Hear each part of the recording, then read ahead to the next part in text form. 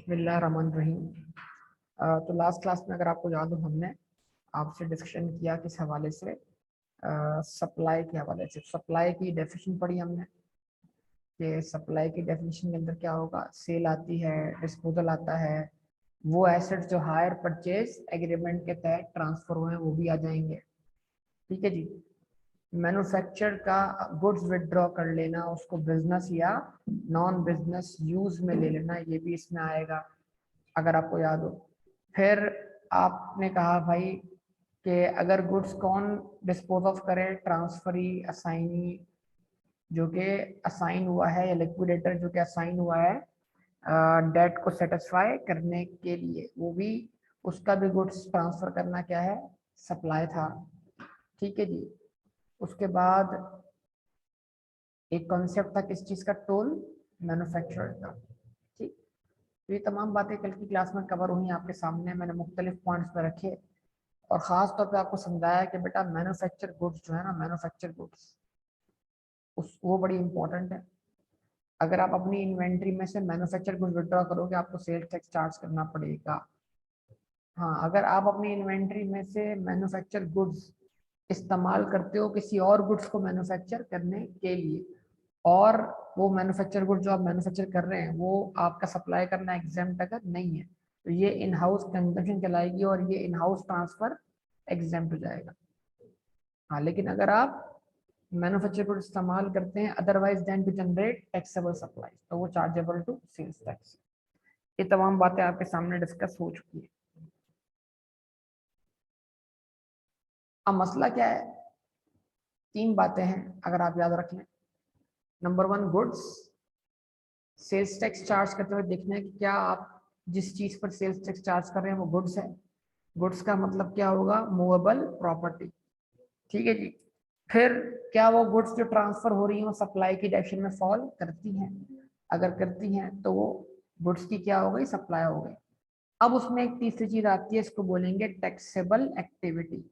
क्या बोलेंगे, तो अगर उस सप्लाई के अंदर वैल्यू एडिशन टैक्सेबल एक्टिविटी मौजूद है तो इसको बोलेंगे हम टैक्सेबल सप्लाई। इसका मतलब टैक्सेबल सप्लाई बनने के लिए गुड्स का होना प्लस गुड्स का सप्लाई होना और टैक्सेबल एक्टिविटी का होना क्या है, जरूरी है। तो फिर डेफिनेशन बनेगी किस चीज की, taxable supply. Goods plus supply plus taxable activity becomes what, taxable supply. means any economic activity carried on by a person whether or not for profit and includes। क्या मतलब, एक्टिविटी जो आप कर रहे हैं प्रॉफिट कमाने के लिए या भले प्रॉफिट ना कमाने के लिए। वो जो रेस्टोरेंट था जो गरीबों को खाना खिला रहा था, वो एक्टिविटी तो कमर्शियल कर रहा था, वो कर क्या रहा था, वैल्यू एडिशन। तो वो जो गरीबों को खाना खिला रहा है डायरेक्टली, उस पे उसने सेल्स टैक्स चार्ज करना था। लेकिन आप जो गुड्स खरीदेंगे गरीबों को देने के लिए वो परचेज गुड्स थी, तो लिहाजा आप उसके अंदर कोई वैल्यू एडिशन परफॉर्म नहीं कर रहे। कहता है and includes an activity carried on the form of business, trade और मैन्युफैक्चर। जो भी एक्टिविटी आप परफॉर्म कर रहे हैं बिजनेस की शक्ल में, ट्रेड की शक्ल में, या आप इन्वेंट्री खरीद कर बेचते हैं प्रॉफिट रखकर,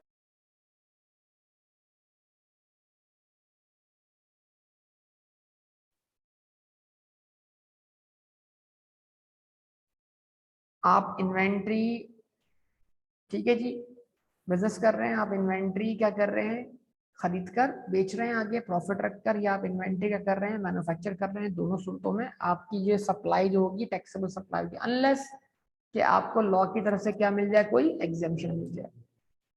अच्छा जी, उसके बाद an activity that involves the supply of goods और रेंडरिंग सर्विसेज और बोथ टू अनदर पर्सन। ऐसी एक्टिविटी जहां पर आप गुड्स भी सप्लाई कर रहे हो और सर्विसेज भी दे रहे हो, ठीक है, किसी भी शख्स को।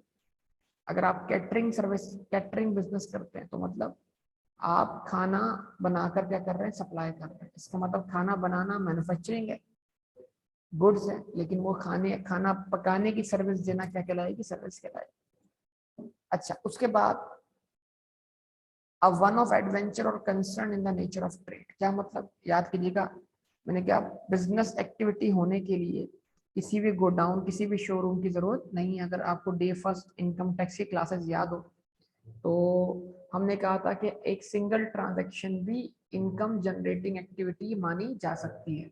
तो वन ऑफ एडवेंचर का मतलब क्या है, आपने की ही एक ट्रांजैक्शन है वो वन ऑफ ट्रांजैक्शन है, वो सिंगल ट्रांजैक्शन, ठीक है। वो सिंगल ट्रांजैक्शन आपकी पर्सनल एक्टिविटी नहीं है, वो आपकी नॉन इनकम जनरेटिंग एक्टिविटी नहीं है। मतलब आपने बाहर से कंटेनर, साल में आपने बाहर से कंटेनर इंपोर्ट कर दिया, अगले बंदे को एक फोन कॉल पे क्या कर दिया, सप्लाई कर दिया, फिर आप सारा साल सोते रहे आराम से, आपको कुछ करने की जरूरत नहीं है। तो आपने परफॉर्म तो एक सिंगल ट्रांजेक्शन की है, वैसे आपको प्रॉपर शोरूम गोडाउन नहीं। तो ये ट्रांसफर भी टैक्सेबल एक्टिविटी है और चार्जेबल टू सेल्स टैक्स। उसके बाद फिर वही बात जो अभी हम पढ़कर आए थे लास्ट उसके अंदर, के transfer of stock of a person who ceases to be a registered person, कि अगर आप रजिस्टर्ड पर्सन थे, आप रजिस्टर्ड से क्या होने जा रहे हैं, अनरजिस्टर्ड होने जा रहे हैं, तो वो ट्रांसफर भी सप्लाई था। और अगर वो गुड्स जो थी वो किसी वो एग्जाम सप्लाई से बिलोंग नहीं करती थी और आप उनका इनपुट टैक्स पहले ही क्लेम कर चुके थे, तो फिर आपको उस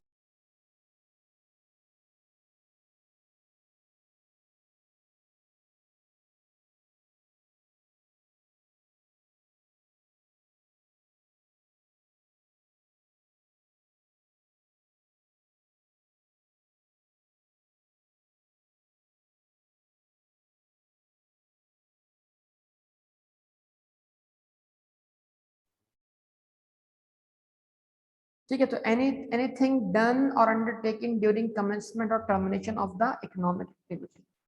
ठीक, क्या मतलब कि अगर आप एक बिजनेस एक्टिविटी क्लोज करते हैं, तो बिजनेस एक्टिविटी क्लोज होने की सूरत में जितना भी स्टॉक आपके पास अनसोल्ड पड़ा हुआ है, जिस पर आप पहले इनपुट टैक्स क्लेम कर चुके, तो वो अनसोल्ड स्टॉक भी आपके लिए क्या है, टैक्सेबल सप्लाई है, वो चार्जेबल टू सेल्स टैक्स, उस पर आपने सेल्स टैक्स चार्ज करते हैं। अब कहता है but does not include the activities of an employee providing services in the capacity to the employer। अगर आप एम्प्लॉय की हैसियत से सर्विसेज दे रहे हैं तो वो सर्विसेज टैक्सेबल एक्टिविटी मानी नहीं जाएंगी, मतलब उन सर्विस के ऊपर कोई सेल टैक्स चार्ज नहीं होगा। An activity carried on by an individual as a private recreational pursuit or hobby and an activity carried on by a person other than individual which if carried on by individual would fall in subclause B। क्या मतलब, simple कर लेते हैं मामला, देखिए तो दरकार, ये पहली बात समझ में आ गई सब लोगों को। मतलब एम्प्लॉय का एम्प्लॉयर को सर्विस देना, वो सर्विस तो है लेकिन वो service subject to sales tax नहीं है। यानी इसका मतलब लॉ ये बोलना चाह रहा है, अगर वही सर्विस अदर देन एम्प्लॉयमेंट दी जाए तो वो सब्जेक्ट टू सेल्स टैक्स हो सकती है, अगर लॉ चाहे, यानी वो टैक्सेबल एक्टिविटी है। अब लॉ जब चाहेगा वो सर्विस क्या कर लेगा। अच्छा, मैं इसकी मिसाल दे रहा हूँ, मैं आपको इंटरनेशनल लेवल के ऊपर मिसाल दे देता हूँ। आप बार्बर के पास जाते हैं बाल कटवाने के लिए, बार्बर क्या दे रहा है, सर्विस। डॉक्टर के पास जाते हैं चेकअप के लिए, क्या दे रहा है, सर्विस। ये डॉक्टर आपका मुलाजिम है, ये बार्बर आपका मुलाजिम है। आप मैकेनिक के पास जाते हैं गाड़ी ठीक करवाने, वो आपका मुलाजिम है नहीं, ये मुलाजिम तो नहीं, आपके एम्प्लॉयज तो नहीं है। तो ये आपको इंडिपेंडेंटली सर्विस दे रहे हैं, तो ये आप इनको पैसे दे रहे हैं, ये उनकी सैलरी नहीं है बल्कि उनकी इनकम फ्रॉम बिजनेस है। समझे बात, ये नहीं, और बिजनेस है तो इसका मतलब ये हुआ ये एक्टिविटी टैक्सेबल एक्टिविटी और ये चार्जेबल टू सेल्स टैक्स हो सकती है अगर लॉ चाहे, क्योंकि हमारा फेडरल लॉ तमाम किस्म की सर्विस को कवर नहीं करता। ये बात आप लोगों को समझ में आई है नहीं। हाँ, लेकिन अगर वही शख्स आपको सर्विसेज देना शुरू कर दे बतौर एम्प्लॉय, तो उसकी सर्विसेज जो होंगी वो चार्जेबल टू सेल्स टैक्स नहीं होंगी। बेटा यहाँ तक सबको बात क्लियर होती है। अच्छा, बी और सी पॉइंट, बी में बात हो रही है इंडिविजुअल की, सी में बात हो रही है अदर देन इंडिविजुअल की, ठीक है जी। अब इसको समझने की जरूरत है, बी और सी को तवज्जो दरकार होगी बेटा आप सब। क्या लिखा हुआ, an activity carried on by an individual as a private recreational pursuit और हॉबी। ठीक है, तवज्जो दरकार है। आप जा रहे हैं पिकनिक पर, ठीक है, आप जा रहे हैं पिकनिक पर, आपने कहा यार पिकनिक पे जा रहे हैं, आपस में हम क्या करते हैं, चंदा जमा करते हैं, मतलब पिकनिक का फंड क्या करते हैं, रेस करते हैं, सही है।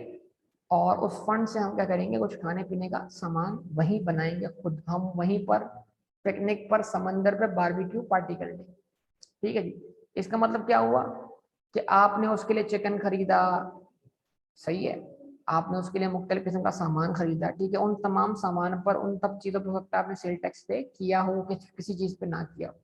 लेकिन जब आप उधर चिकन को चिकन टिक्का बना रहे हैं, ठीक है जी, या कोई कबाब बना रहे हैं, कुछ भी बना रहे हैं, तो आप क्या कर रहे हैं, एक तरह से मैन्युफैक्चरिंग कर रहे हैं। लेकिन यहाँ पर आप मैन्युफैक्चरिंग कमर्शियल लेवल पे नहीं कर रहे, बल्कि वो अपने उस इवेंट की हद तक कर रहे हैं, as a hobby, as a recreational pursuit. तो फिर ये जो आप मैन्युफैक्चरिंग कर रहे हैं आपस में पैसे जमा करके अपने इंजॉयमेंट के लिए कर रहे हैं, अपने शौक के लिए कर रहे हैं, तो इस तरह की activity subject to sales tax नहीं होगी।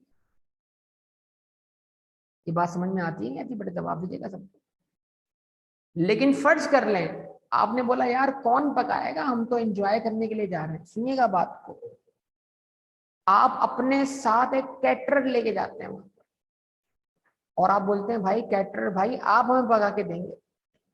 तो अब कैटरर साहब आपके साथ पिकनिक मनाने आए या पैसे कमाने आए? पैसे कमाने आए हैं। तो वो कैटरर साहब जब आपको चीजें बनाकर देंगे तो उनकी एक्टिविटी,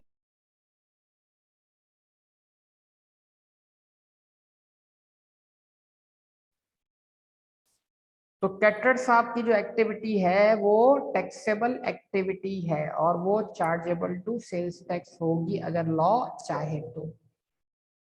क्या ये बात समझ में आ रही है बेटा? अच्छा, अब आगे बढ़ते हैं। सैलानी,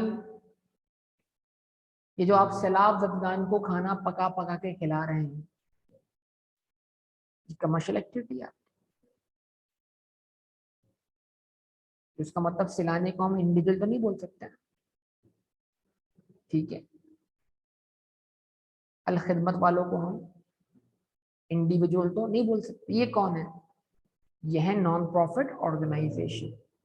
तो अगर नॉन प्रॉफिट ऑर्गेनाइजेशन भी कोई काम कर रही है प्राइवेट रिक्रिएशनल परसूट के तौर पर, हॉबी के तौर पर, और उसमें उनका कमर्शियल सेंस एग्जिस्ट नहीं करता, कमर्शियल एक्टिविटी नहीं है, मतलब उन्होंने कारोबार नहीं खोला हुआ, तो वो भी क्या कर रहे हैं, आपस में पैसे जमा करके बतौर इदारा फंड रेस करके लोगों तक क्या कर रहे हैं, खाना पहुंचा रहे हैं, सामान पहुंचा रहे हैं।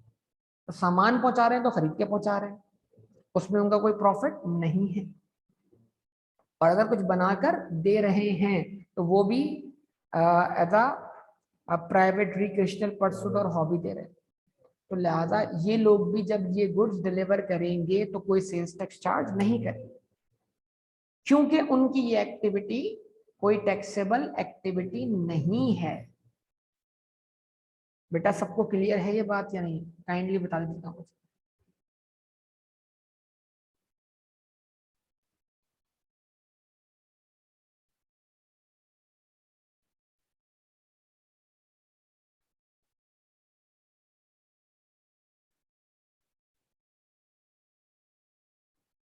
अब यहीं से बात शुरू हो जाएगी टैक्सेबल गुड्स की। तो इसका मतलब तीन बातें आ गई, गुड्स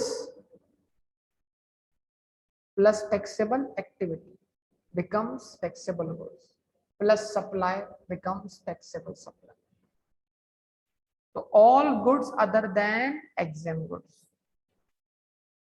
यानी क्या मतलब इस बात का, अगर टैक्सेबल एक्टिविटी साबित हो जाए, कमर्शियल एक्टिविटी साबित हो जाए, लेकिन फिर भी अगर टैक्सेबल एक्टिविटी साबित हो जाए, कमर्शियल एक्टिविटी साबित हो जाए, फिर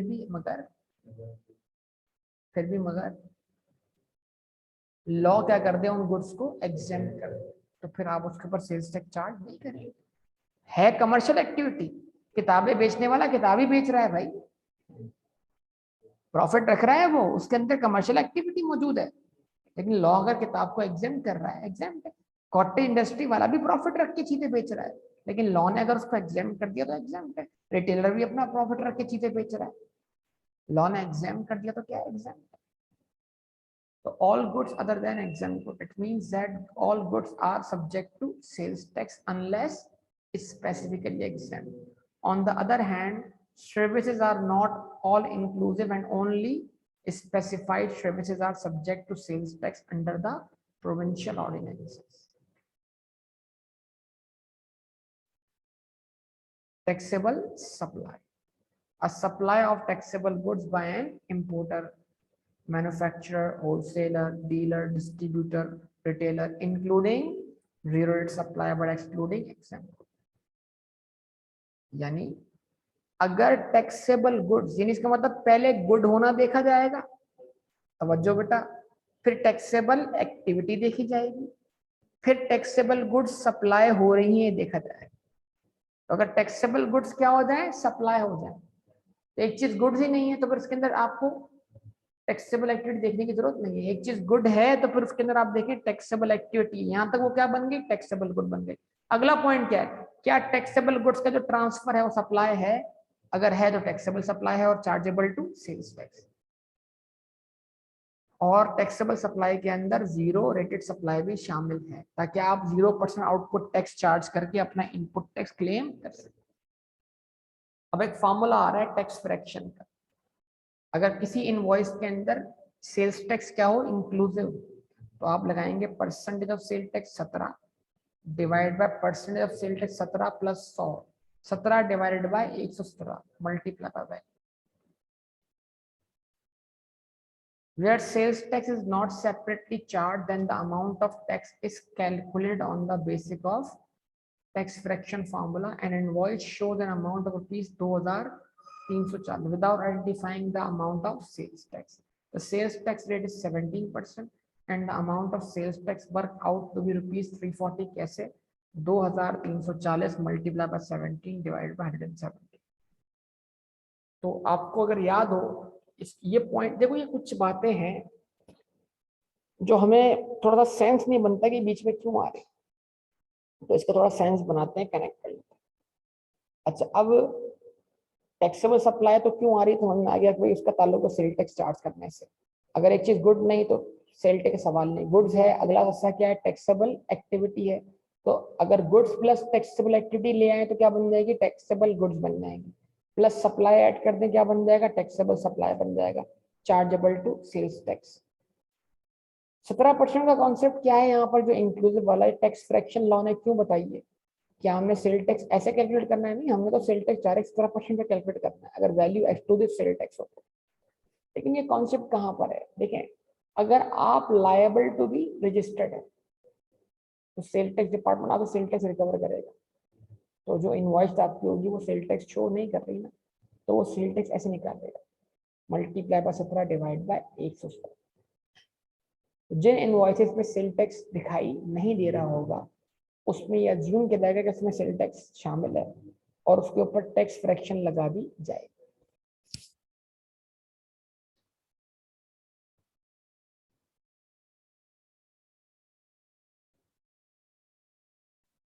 मतलब रेस्टोरेंट पर हम पता लगा सकते हैं इस फार्मूले से वाकई इतना सेल टैक्स है। ख्याल रखिएगा रेस्टोरेंट्स के ऊपर जो है वो सर्विस सेल्स टैक्स लग रहा होता है 13%। तो अगर उसमें इंक्लूसिव है सेल टैक्स, उसूली तौर पर रेस्टोरेंट की जो इनवॉइस है उसको आपको बिल पहले शो करना चाहिए एक्सक्लूसिव सेल टैक्स, फिर उसके ऊपर आखिर में सेल टैक्स इंक्लूड करके वैल्यू आफ्टर सेल टैक्स देनी चाहिए, ये उसूल है। अगर वो बिल शो नहीं कर रहा और कहता है इसमें सेल टैक्स शामिल है तो जाहिर सी बात है फिर आप क्या करेंगे, मल्टीप्लाई बाय 13 डिवाइड बाय 113 करेंगे, ठीक, क्योंकि वो सिंस सर्विस सेल टैक्स। अच्छा जी, tax fraud. Tax fraud means doing the following knowingly, dishonestly, fraudulently without any lawful excuse. यानी टैक्स फ्रॉड क्या है कि आप जानबूझकर बेईमानी करते हुए फ्रॉड की नीयत से लॉ में किसी भी कानून को इस्तेमाल किए बगैर, मतलब अगर आप अपना इनपुट टैक्स बचाते हैं या इनपुट टैक्स का रिफंड लेते हैं जीरो रेट सप्लाई के ऊपर, तो आप लॉ के तहत ही ले रहे हैं, तो फिर आप कोई गलत काम तो नहीं कर रहे। अगर आप लॉ को इस्तेमाल करके अपना टैक्स बचा लेते हैं तो फिर ये फ्रॉड नहीं कहलाएगा। लेकिन अगर आप लॉ को इस्तेमाल किए बगैर मिस स्टेटमेंट देकर, गलत स्टेटमेंट देकर, गलत आउटपुट टैक्स बयान करके, आउटपुट टैक्स को अंडर स्टेट करके, इनपुट टैक्स को ओवर स्टेट करके, ठीक है जी, रिफंड गलत क्लेम कर झूठ बोलकर अगर आप इस तरह अपना सेल्स टैक्स बचाते हैं तो फिर वो क्या होगा, टैक्स फ्रॉड कहलाएगा। ठीक है। तो tax fraud means doing the following knowingly, dishonestly, fraudulently without any lawful excuse, an act or omission to take any action in contravention of law with the intention of understating the tax liability for 2 consecutive tax period। अगर आप लगातार 2 months के बराबर है, तो अगर आपकी tax liability लगातार 2 महीने तक क्या हो गई, अंडर स्टेट हो गई। Over stating the tax refund to cause loss of government revenue, आप इनपुट टैक्स ज्यादा क्लेम कर रहे हैं ताकि उससे क्या हो रहा है, हुकूमत के रेवेन्यू को नुकसान पहुंच रहा है, और ये सब कुछ आप जानबूझ के कर रहे हैं और सचमुच ऐसा नहीं है। मींस आप ये सिचुएशन बना रहे हैं, खुद क्रिएट कर रहे हैं ताकि आप अपना टैक्स बचा सकें। Making taxable supply without getting registration, आप लोगों से सेल टैक्स चार्ज करते हैं, बिलों में सेल टैक्स लगा देते हैं। आप रेस्टोरेंट है तो आप लोगों से सेल टैक्स कलेक्ट कर रहे हैं, लेकिन आप तो सेल टैक्स पर्पस के लिए क्या रजिस्टर्ड ही नहीं, सीधा सेल टैक्स आपकी जेब में। फॉल्सिफाइंग सेल्स टैक्स इनवॉइसेस, आप जाली इनवॉइसेस क्या कर रहे हैं, इशू कर रहे हैं।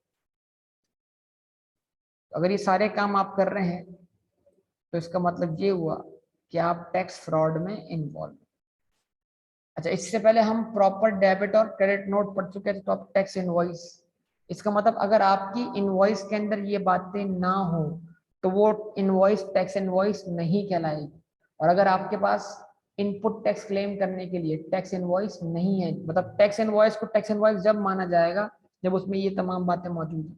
तो अगर ये बातें उसमें मौजूद ना हो तो वो इनवॉइस अगर टैक्स इनवॉइस नहीं है तो फिर आप उसका इनपुट टैक्स भी क्लेम नहीं कर सकते। सेल्स इनवॉइस जो किसी ने इशू की है, जो खरीदने वाले के लिए परचेज इनवॉइस है, which includes the following particulars in Urdu और English language, must be gapless serial number, that सी बात है, जो भी इनवॉइस होगी उस पर सीरियल नंबर लगा होगा और उन नंबर के दरमियान कोई गैप नहीं होना चाहिए ताकि कोई नया नंबर जनरेट ना हो सके। Name, address, registration number of recipient and NIC NTN of the unregistered person excluding supplies made by a retailer where transaction value including sales tax does not exceed ₹100,000। क्या मतलब, सुनिएगा बात को, आप सुनिए, आप मैन्युफैक्चरर हैं, आप डीलर हैं, आप डिस्ट्रीब्यूटर हैं, आप होलसेलर। रिटेलर का नाम नहीं लिया, क्या बोल रहा हूँ, आप कौन है, मैन्युफैक्चरर हैं, आप इंपोर्टर हैं, आप मैन्युफैक्चरर हैं, आप डीलर हैं, आप डिस्ट्रीब्यूटर हैं, आप होलसेलर। अगर इन तमाम केसेस में आप गुड्स सप्लाई करते हैं अनरजिस्टर्ड पर्सन, तो अनरजिस्टर्ड पर्सन का NTN NIC भी होना जरूरी है। लेकिन अगर आप कौन है, रिटेलर, और आप गुड्स बेचते हैं अनरजिस्टर्ड पर्सन को जो कि एंड कंज्यूमर है, तो उस केस में अगर ट्रांजैक्शन 1 लाख से एक्सीड ना करे तो फिर इन सब चीजों की जरूरत नहीं है। और अगर ट्रांजैक्शन 1 लाख से एक्सीड कर जाए रिटेलर वाले केस में तो फिर इन सब चीजों की जरूरत है। डेट ऑफ इशू, इनवॉइस किस डेट पे जनरेट हुई ताकि इनवॉइस का मंथ वाजे हो सके। तो अगर जिस मंथ की इनवॉइस है उस मंथ का रिटर्न फाइल करते वक्त वो सिस्टम में एंटर नहीं की गई तो फिर उसको हम आने वाले 6 टैक्स पीरियड तक कैरी फॉरवर्ड कर सकते हैं, यानी डिक्लेयर कर सकते हैं। ये सारी बातें अगर आपको याद, इनपुट टैक्स कैरी फॉरवर्ड करना एक अलग बात है, इनवॉइस डिक्लेयर करना एक अलग बात। Quantity of goods and description including count, डिनायर, construction in case of textile, yarn and fabric. Goods आती हैं, उनकी काउंटिंग होती है, उनमें से कुछ गुड्स क्या जाती है, रिजेक्ट हो जाती है, ये तमाम बातें वो इनवॉइस शो करेगी। Value exclusive of tax, amount of sales tax, मतलब इनवॉइस बनेगी उसमें पहले वैल्यू निकलेगी एक्सक्लूसिव सेल टैक्स, फिर उसमें सेल टैक्स क्या होगा, ऐड होगा, फिर वैल्यू आ जाएगी आफ्टर सेल्स टैक्स या इनटू द सेल्स टैक्स।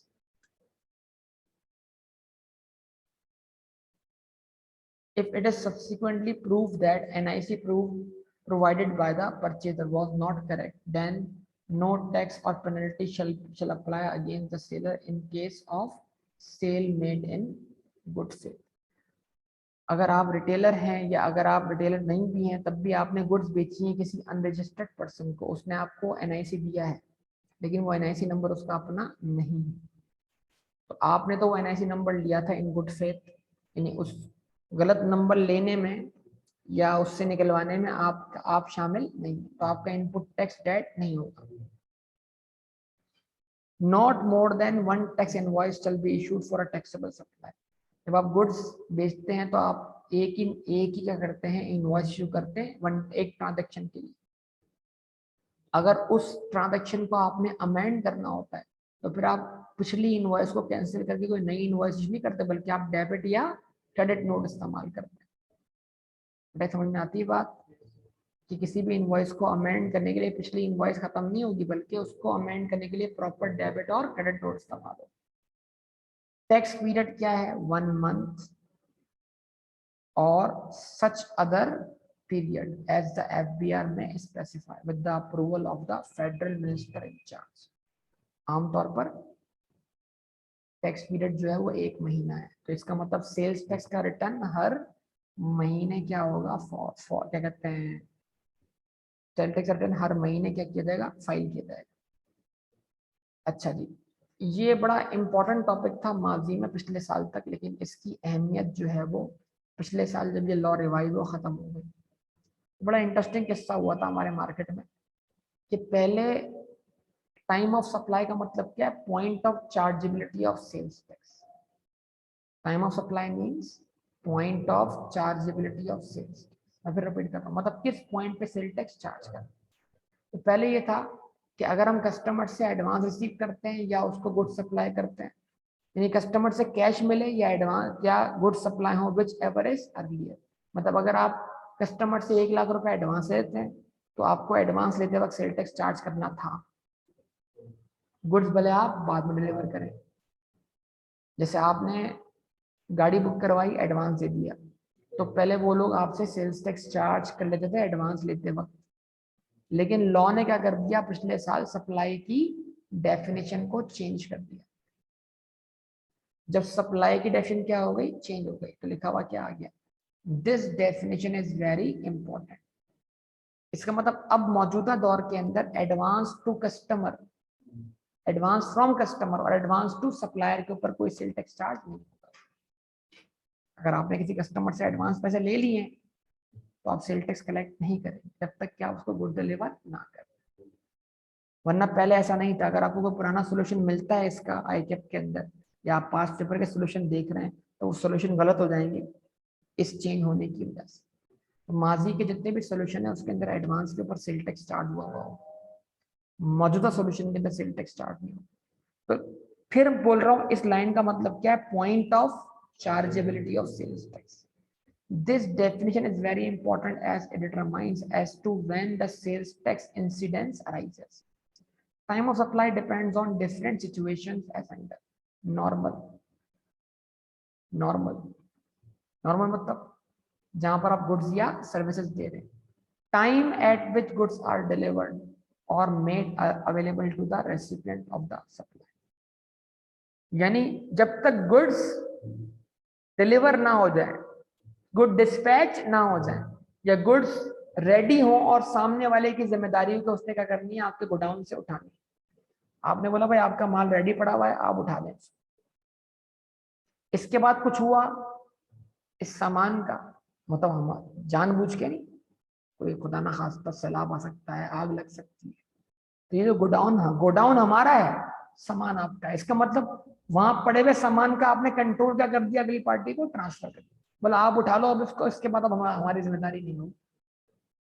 हाँ, आपकी जिम्मेदारी उतनी होगी जो एक बेलर की होती है, कि आपको उसकी रीजनेबल क्या करनी है, केयर करनी। समझे बात या नहीं? लेकिन सामान अब किसी और का है, उसका मतलब क्या हुआ, जैसे ही वो सामान आपने उसके लिए मेड अवेलेबल कर दिया, यही point of chargeability of sale tax. तो नॉर्मल बात क्या है, गुड डिस्पैच की, गुड डिलीवर कर दी, सेल टैक्स चार्ज कर दे। गुड डिलीवर नहीं की लेकिन रेडी टू बी डिलीवर्ड है और आपके गोडाउन से उठाना जिम्मेदारी किसकी है, बायर की, तो फिर आप जैसे good ready to be sold है आप सेल्स टैक्स चार्ज करें। अब उसके नाम की इनवॉइस बनाते हैं, सिंपल सी बात। इसका मतलब अब यहां पर कहीं भी एडवांस मिलने का तस्करा नहीं हुआ। उसके बाद supply through hire purchase agreement, अगर आप गुड्स सप्लाई कर रहे हैं हायर परचेज एग्रीमेंट के तहत, तो जो डेट ऑफ एग्रीमेंट होगी उसमें सेल टैक्स क्या होगा, चार्ज होगा। तो पॉइंट ऑफ चार्जेबिलिटी समझ में आ गया। क्वेश्चन आगे जो सॉल्व करने के लिए उसमें ये बड़ा इंपॉर्टेंट टॉपिक है, क्या, वैल्यू ऑफ सप्लाई। सर किस वैल्यू पे सेल टैक्स चार्ज करें, नॉर्मल बात उस वैल्यू पर जिस पर हम गुड्स क्या कर रहे हैं, बेच रहे हैं। थर्ड शेड्यूल आइटम वाले केस में रिटेल प्राइस, समझे बात है। लेकिन क्या ऐसा हो सकता है कि हम कहीं पर वैल्यू को, सेल टैक्स को अंडरस्टेट करने के लिए अंडरस्टेट कर रहे हैं, तो लॉ आपको मजबूर करे फेयर मार्केट वैल्यू पे सेल टैक्स चार्ज करने के। तो जरा इसको समझना है हमने, इस पॉइंट से आपके जो फ्यूचर सिनेरियो है वो डेवलप होंगे, जो आगे क्वेश्चन है वो सॉल्व होना शुरू हो जाएंगे। तो value of supply in respect of taxable supply is the consideration in money including all federal and provincial duties which the supplier receives in respect of the supply, excluding the amount of sales. Value of supply जो है in respect of taxable supply जो है, जो value of supply है किस चीज के लिए, टैक्सेबल सप्लाई के लिए, इज द कंसीडरेशन जो आप देंगे। मतलब वैल्यू क्या है, वैल्यू सप्लाई वो है जो आपको पैसे मिल रहे हैं किसी भी चीज के, यानी जिस जिन जिन नॉर्मल बात यही है ना, मैन्युफैक्चरर जिस वैल्यू पर कंसीडरेशन रिसीव करके गुड सप्लाई कर रहा है, मैन्युफैक्चरर उसी वैल्यू पर सेल्स टैक्स क्या करेगा, चार्ज करेगा। ऐसा ही था ना। लेकिन अगर वो मैन्युफैक्चरर थर्ड शेड्यूल आइटम का मैन्युफैक्चरर, तो फिर मामला उसके लिए थोड़ा क्या हो गया, चेंज हो गया। उसके लिए वैल्यू ऑफ सप्लाई क्या हो गई, चेंज हो गई। और आप देखें जो मैंने आपको प्रैक्टिकल क्वेश्चन करवाया उसमें मैं हेडिंग करा रहा हूँ वैल्यू ऑफ सप्लाई। इसका मतलब ये हुआ जो कॉलम में बना रहा हूं अपने सॉल्यूशंस में, ये उस कॉलम की बात हो रही है, उस कॉलम में क्या वैल्यू रखनी है और उसके बराबर में क्या रेट लगाना है। तो अगर उस कॉलम में वैल्यू जो नॉर्मल वैल्यू है उससे हटकर आएगी, तो फिर तो इसका मतलब ये हुआ, जैसे थर्ड शेड्यूल आइटम में मैं चीज बेच रहा था 12 लाख की आइसक्रीम, लेकिन उसकी रिटेल प्राइस 15 लाख थी, तो मुझे वैल्यू ऑफ सप्लाई क्या रखनी पड़ी, 15 लाख की। समझे बात या नहीं। तो इसका मतलब ये हुआ कि आप समझ लें कि जो मैं सॉल्यूशन में वैल्यू सप्लाई की हेडिंग लगा रहा हूं उस कॉलम को फिल करने के लिए डेफिनेशन क्या हुई, बड़ी इंपॉर्टेंट। ठीक। अच्छा, उसके बाद वैल्यू, अगर आप कहीं से सामान इंपोर्ट करते हैं तो वो वैल्यू ऑफ सप्लाई जो होगी वो तमाम फेडरल और प्रोविंशियल ड्यूटीज और टैक्सेस ऐड करने के बाद होगी। Custom duty, federal excise duty वगैरह वगैरह। अभी उसकी एग्जांपल यहां पर आ रही है। यहां तक भाई, तो पहला पॉइंट क्या मिला, आप जिस जो कंसीडरेशन रिसीव कर रहे हो वही वैल्यू ऑफ सप्लाई। हाँ, उसके बाद अगर उसके अंदर कोई ड्यूटीज और टैक्सेस शामिल करनी है सेल्स टैक्स चार्ज करने से पहले, तो फिर वैल्यू ऑफ सप्लाई उन तमाम ड्यूटीज और टैक्सेस को चार्ज करने के बाद होगी।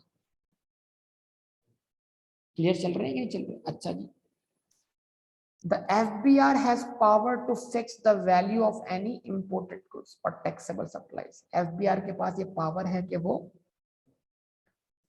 वैल्यू फिक्स कर सकता है किस चीज की, imported goods, taxable supplies. However, if the import or supply is made at a value higher than the value fixed by the FBR, then actual value shall be considered.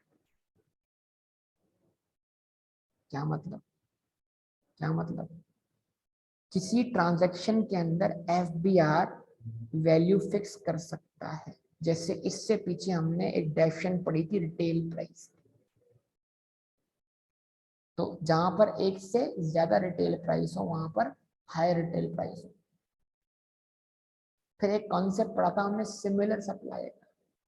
तो कुछ मामलात जो हैं वो ऑडिट में चले जाते हैं, समझिएगा जरा बात को। देखिए भाई, मामलात को दो कंटेक्स्ट में पढ़ना चाहिए। एक वो है जो हमारे हिसाब से वैल्यू ऑफ सप्लाई है, लेकिन हमारा बाद में केस खुलता है ऑडिट में और वो बोलते हैं नहीं ये वैल्यू ऑफ सप्लाई नहीं है, तो फिर वो वैल्यू ऑफ सप्लाई ढूंढने के लिए क्या करेंगे, सिमिलर सप्लाई सर्च करेंगे। सिमिलर सप्लाई मतलब हम जैसी गुड्स मार्केट में कितने की बिक जाती, और वो बात दफा सिमिलर सप्लाई के जरिए भी वैल्यू ऑफ सप्लाई को फिक्स कर सकते हैं। तो एफबीआर के पास पावर है। अच्छा किसी भी, अच्छा एक और बात यहाँ पे बड़ी अहम बात, एफबीआर के पास एक और पावर है कि वो इंपोर्टेड आइटम की सप्लाई वैल्यू क्या करे, तय करे। मिसाल के तौर पे डोनेशन वाला अगर याद हो इनकम टैक्स में शुरू का point, value determined by custom authority. आपने एक गाड़ी बाहर से इंपोर्ट की 10 लाख की, एफबीआर वाले बोल रहे हैं 12 लाख की। तो एफबीआर वाले 12 लाख की क्यों बोल रहे हैं, ताकि ड्यूटीज और टैक्सेस 10 लाख का परसेंटेज बन के कैलकुलेट ना हो, बल्कि तो इसका मतलब ये हुआ कि अगर एफबीआर इंपोर्ट स्टेज पर एक चीज को बोलता है जो कि आपकी सीआईएफ वैल्यू 10 लाख है, लेकिन एफबीआर कहता है नहीं ये हमारे हिसाब से कितने की है, 12 लाख की, तो फिर इसका मतलब इंपोर्ट स्टेज पर वैल्यू ऑफ सप्लाई आपने 10 लाख नहीं माननी बल्कि 12 लाख माननी। ठीक है, तो बेटा ये सारी बातें क्लियर हैं आपको या नहीं? अच्छा जी, उसके बाद however if the importer supply is made at a value higher than value fixed by the FBR, अगर value determined by custom authority जो थी वो 12 लाख थी, लेकिन आपने वो वैल्यू इंपोर्ट की 15 लाख, अब तो हायर वैल्यू पे सेल टैक्स स्टार्ट होगा, क्योंकि उनका तो रेवेन्यू जब बढ़ेगा जब वो हायर वैल्यू पे लगाएंगे। ठीक है जी, यहाँ तो कोई मसला। अब सबसे इंपॉर्टेंट बात, इस लाइन को अच्छे से समझ लीजिए कि ये बहुत प्रैक्टिकल लाइन है, मोस्ट प्रैक्टिकल लाइन। भाई तवज्जो कर ले जरा बात,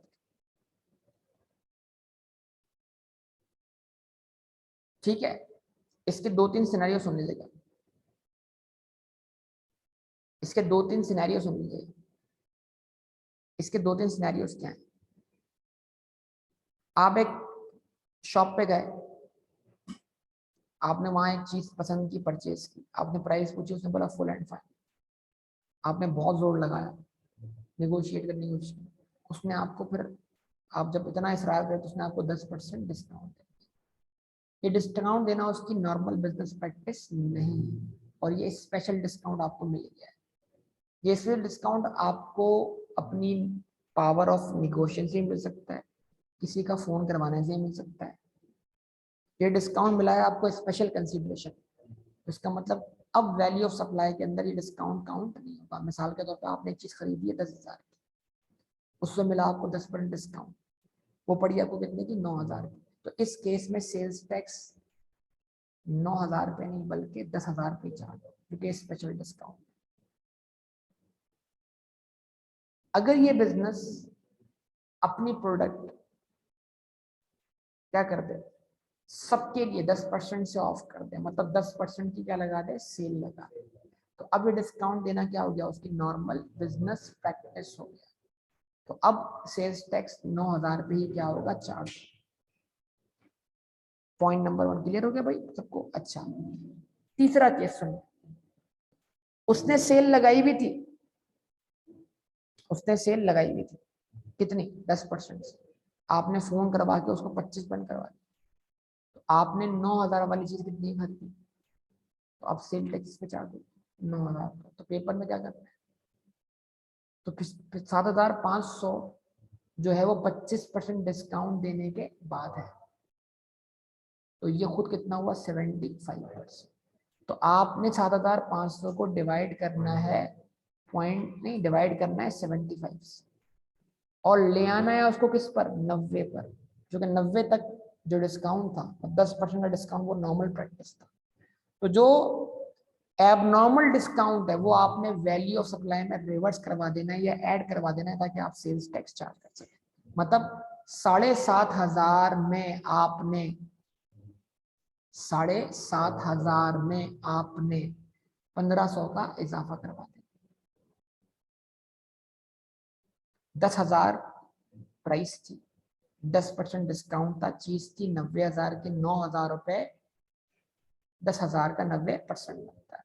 आपने स्पेशल बातचीत करवाई तो आपको वो चीज 7,500 की मिल गई, तो ये स्पेशल डिस्काउंट हो गया। तो अब इसमें इनवॉइस वैल्यू, ये वैल्यू ऑफ सप्लाई 9,000 ही मानी जाएगी। तो पेपर में अगर आपको 7,500 एग्जामिनर बताता है जो कि 25% डिस्काउंट ऑफ करने के बाद है, और कहता है नॉर्मल डिस्काउंट जो है वो 10%, तो आप ये सोचे कि 10% डिस्काउंट देने के बाद वैल्यू बचती है 90%, 25% डिस्काउंट देने के बाद वैल्यू बचती है 75%। तो ये जो वैल्यू 7,500 है 75% है, इसको डिवाइड करेंगे 75 से, मल्टीप्लाई करेंगे 90 से, ताकि 90% वाली वैल्यू हमें मिल जाए, कितनी, 9,000।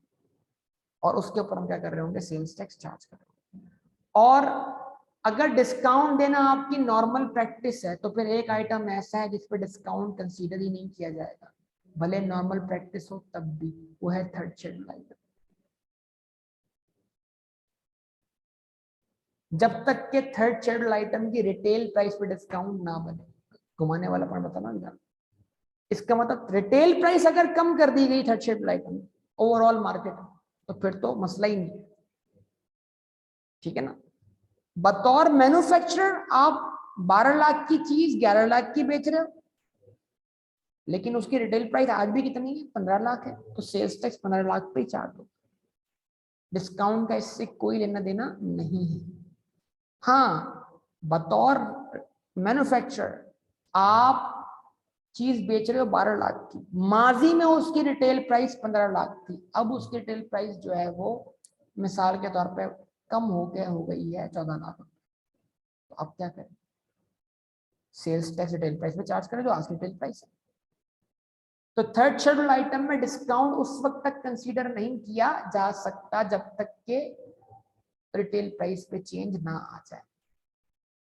क्या ये बात सबको बेटा क्लियर हो रही है या नहीं हो रही, कंफर्म कर दें सब लोग, जितने भी लोग हैं यहाँ। साकिब जवाब देता, बाकी तो अरे बासित भी आ गया, अरे वाह भाई, तला भी आ गया, बस साकिब बासित तला, बाकी लोग, बाकी लोग जो है घर पे आराम कर रहे हैं, आराम कर रहे हैं। आज बारिश होने के इम्कान थे, ये सुनते ही क्या हो गया क्या हो गया सर, कुछ नहीं हुआ, नॉर्मल बात कर रहा हूँ। अब तो आपको बारिशों की आदत पड़ जानी चाहिए। लोग तो हैदराबाद के अंदर भी शराब लाने पे तुले हुए हैं, क्या करें। कुछ बच्चे इंडस को डुबाने के लिए तुले हुए हैं, पूरा डूब जाए जान छूटे, मतलब।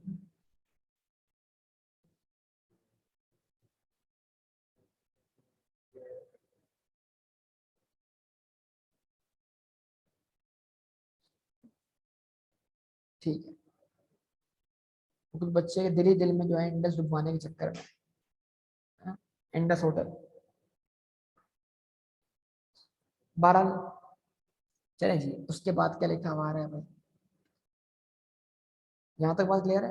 ट्रेड डिस्काउंट, वो डिस्काउंट जो हम ट्रांजैक्शन में एंटर होने से पहले देते हैं, शैल बी एक्सक्लूडेड, मतलब माइनस किया जाएगा, एक्सक्लूड का मतलब है निकाल देना, माइनस कर दिया जाएगा। That the tax invoice shows the discounted price, शर्त ये कि डिस्काउंट कौन शो करे, टैक्स इनवॉइस शो करे। Number 2, the amount of discount is in conformity with the normal business practice. तो आपको डिस्काउंट मिला, 25% इनवॉइस शो कर रही है, लेकिन वो डिस्काउंट आपको स्पेशल मिला है, तो वो बिजनेस की नॉर्मल प्रैक्टिस नहीं है, तो लिहाजा वो डिस्काउंट आपको अलाउ नहीं होगा, और आपको अपनी इनवॉइस वैल्यू उस हद तक बढ़ानी होगी जिस हद तक डिस्काउंट देना बिजनेस की नॉर्मल प्रैक्टिस, यानी आप उसको 75 से 90 पे लाएं। क्या ये बात समझ में आती है बेटा सबको।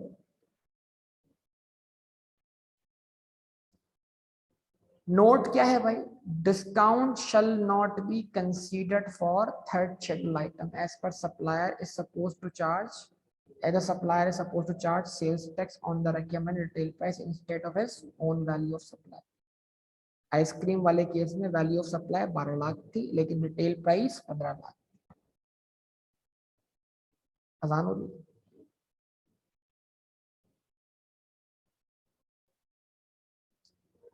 ठीक है जी।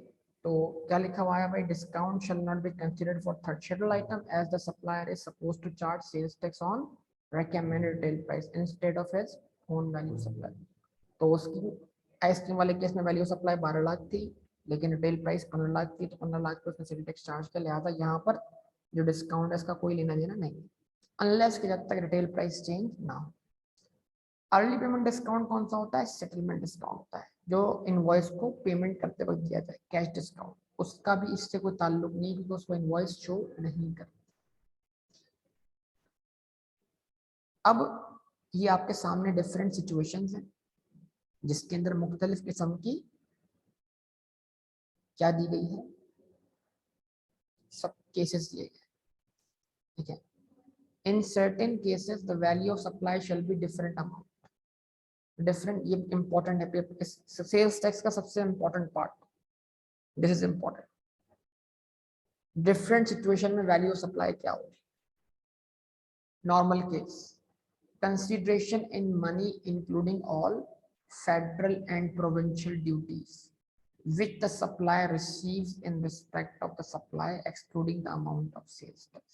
आमतौर पर जो पैसे आप रिसीव कर रहे हैं, अगर उसके ऊपर कोई फेडरल या प्रोविंशियल ड्यूटी लगनी है तो वो लगा दें, फिर उसके बाद आप सेल्स टैक्स चार्ज करें, ये बात मैं पहले बोल चुका हूँ। अच्छा, मसला ये है कि जब आप चीज बेचते हैं उधार पर, खासतौर पे कौन से केस में, इंस्टॉलमेंट सेल। इंस्टॉलमेंट सेल में एक होती है कैश प्राइस, अगर आप सारी कीमत आज दे दो तो हम आपको चीज बेचेंगे 100 रुपए, यकीनन 100 रुपए के अंदर भी हमारा प्रॉफिट मौजूद है। लेकिन अगर आप उधार करोगे और हमसे टाइम मांगोगे तो फिर हम यही चीज आपको बेचेंगे 120 रुपए। जो 20 रुपए हम और प्रॉफिट कमा रहे हैं वो हकीकत में प्रॉफिट नहीं बल्कि इंटरेस्ट है, और interest is your actionable claim.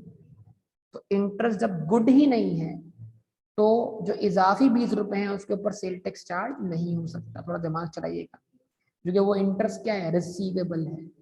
तो वाई, अगर पेपर में सवाल आता है why interest is not subject to sales tax, तो आप बोलेंगे because interest is an actionable claim and it does not fall under the definition of goods, that is what goods includes any movable property but does not include actionable claims, money, stocks. ये तमाम बातें आपने पढ़ी मेरे ख्याल से। तो जवाब बहुत सिंपल सा है। तो मार्कअप का मतलब प्रॉफिट भी होता है और मार्कअप का मतलब इंटरेस्ट भी होता है। यहां मार्कअप से मुराद इंटरेस्ट है, वो आप जो कॉस्ट में ऐड करके बतौर प्रॉफिट कमा रहे हैं वो प्रॉफिट है, वो वैल्यू एडिशन का पार्ट है, वो सब्जेक्ट टू सेल्स टैक्स है, ठीक है। मार्कअप जो आप इजाफी कमा रहे हैं किस पर, क्रेडिट सेल्स पर, शैल not be taken into value of supply. यानी 100 वाली चीज अगर आप बेच रहे हैं 120 की, लेकिन वो 120 रुपए आपको आज नहीं 2 साल बाद मिलना है, तो जो 20 रुपए आप 2 साल में ज्यादा कमाएंगे वो आपका इंटरेस्ट है। तो फिर आज आपको सेल्स टैक्स 120 पे नहीं बल्कि 100 रुपए पे चार्ज कर। कंसिडरेशन इज पार्टली फुल और पार्टली इन काइंड। अगर आपको कंसिडरेशन मिले कैसे, पार्टली फुल मिले और पार्टली इन काइंड मिले, यानी सॉरी पार्टली और फुली इन काइंड, अगर अल्फाज बोलते हैं मतलब कंसिडरेशन मिले, पार्टली मिले, कुछ कैश मिल जाए, कुछ कोई चीज मिल जाए, और पार्टली या तो फुली क्या मिल जाए, इन काइंड मिल जाए, तो कहता है open market price excluding sales tax. तो फिर उस केस में जो आपकी प्रोडक्ट की ओपन मार्केट प्राइस होगी उस पर क्या होगा, सेल्स टैक्स स्टार्ट होगा, ठीक है। इसका एक सिनेरियो भी है, मैं करवा दूंगा आपको, लेकिन अभी मैंने उसको जबानी बता दिया है, ठीक। Sale is made on instalment basis, आपने कुछ बेची है किस्तों पर, मैंने कहा था इंस्टॉलमेंट सेल एक अलग चीज है, वो सेल है और सेल सप्लाई है, लीज सप्लाई नहीं है। इंस्टॉलमेंट सेल भी सप्लाई, इंस्टॉलमेंट सॉरी क्या कहते हैं, हायर परचेज एग्रीमेंट भी सेल नहीं, सप्लाई नहीं होता अगर उसको डेफिनेशन में शामिल ना किया जाए। तो sale is made on instalment basis where the price includes markup और surcharge, open market price excluding sales tax. यानी अगर आप गुड्स बेचते हैं किस्तों पर तो जो आप फ्यूचर में रिसीव करेंगे उसमें इंटरेस्ट भी शामिल है, तो जो उसकी आज कैश प्राइस है ओपन मार्केट वो सब्जेक्ट टू सेल्स टैक्स। इसका मतलब क्या हुआ, उस प्राइस से ऊपर जो आप कमाएंगे वो मार्कअप या इंटरेस्ट है, वो सब्जेक्ट टू सेल्स टैक्स नहीं है। सप्लाई बिटवीन एसोसिएटेड पर्सन, ये मैंने कल भी एग्जांपल दी। आपने बैटरी का प्लांट अलग लगा दिया, आपने गाड़ी का प्लांट अलग लगा दिया, आप एक ही बिजनेस है, आप दो अलग अलग एंटिटीज नहीं है, तो ये इन हाउस कंजम्पशन हो जाएगा। लेकिन अगर आपने बैटरी बनाने के लिए अलग कंपनी फॉर्म की है, आप ही ने फॉर्म की है, और कार बनाने वाली कंपनी भी आपकी है, तो आप ही की एक कंपनी आपकी दूसरी कंपनी को गुड्स सप्लाई कर रही है, ये कहलाएगी goods supplied between associate person. बेटा बेटे की कंपनी बाप को गुड्स सप्लाई कर रही है, ये कहलाएगी goods supplied to associate company. एक पार्टनर जो कि एओपी का पार्टनर है, वो पार्टनर का एक अलग से बिजनेस है, वो बिजनेस रॉ मटेरियल सप्लाई कर रहा है अपने ही एओपी को, क्या कही जाएगी? Supply between associate person. तो इसका मतलब क्या है? इस सप्लाई के अंदर चांस ये है कि वैल्यू ऑफ सप्लाई क्या हो जाए? अंडर स्टेट हो जाए।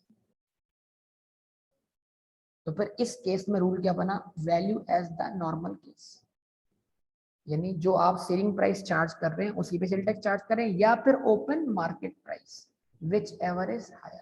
इसका मतलब अगर आप मार्केट प्राइस से कम पैसे चार्ज कर रहे हैं अपनी आपस की अंडरस्टैंडिंग की वजह से, तो हमारा नुकसान ना करें भाई, हमें तो सेल्स टैक्स पूरी मार्केट वैल्यू पे चाहिए। हाँ, अगर आप आपस में 100 वाली चीज 120 की बेच रहे हैं, तो फिर भले 120 में सेल टैक्स है, हमें कोई एतराज नहीं, हमें 20 रुपए के ऊपर भी सेल टैक्स मिलेगा, अच्छी बात। समझे बात? मिसाल के दे रहा हूं फिर देखो, अगर मैं यही चीज एसोसिएट से ना खरीदता, मार्केट से खरीदता, कितने की मिलती? 100 की। मैं एसोसिएट से खरीदा हूं 80 रुपए, अब मैं सेल टैक्स 100 पे चार्ज करूँ, 80 पर, 100 पर। अगर यही चीज मैं मार्केट से खरीदता, कितने की मिलती? 100 की। एसोसिएट से मजबूरन खरीदनी पड़ रही है 120। बेटा है, क्या करें? अब सेल टैक्स 120 पे चार्ज हो, ठीक है जी। उसके बाद in case of imported goods excluding third schedule items, value determined under custom act. वही कस्टम जो वैल्यू डिफाइन करेगी उसमें सेल टैक्स चार्ज हो। अब ये कस्टम का पूरा कॉन्सेप्ट लिखा हुआ है, इसमें कौन कौन सी ड्यूटीज और टैक्सेस शामिल होंगे, इसको एक दफा पढ़ के आप देखिएगा, ठीक है? फिर मैं इसको आपको यहीं से कंटिन्यू कर लूंगा इसको।